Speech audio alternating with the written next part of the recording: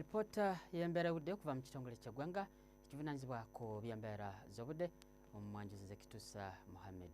Ssemugenzi atulaze nga omukuubo gw'enkuba gusaasaanye mu makkati ga Ssemazinga Africa. Era ekyo kyaviirako empewo empeweevu nga zikuta ziva eri mu gabira g'e Congo ssaako n'ezo eziva eri ku Sseguyanja Buyindi nga ziyitira ku nnyanja Nalubaale okwolekera ensi yattu.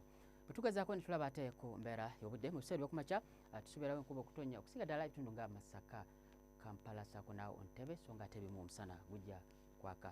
Ebuvanjuba ebitundu nga Jinja, Tororo wajja kubaayo enkuba so nga ate Soroti omusana gujja kuba nga gwaka.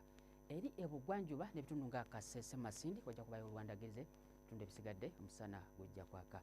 Ebukiikakkono mu kibuga nga Arua, Gulu wajja kubaawo olwandagirize so nga ate ebisigadde nga Kotiddo, Moroto omusana gujja kwaka.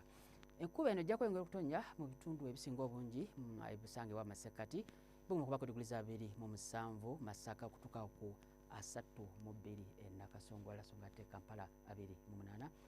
Eri ebuvanjuba nawe enkuba ejja kutonnya ebuguma okuba ku diguli za 32 okutuuka ku 33 Soroti.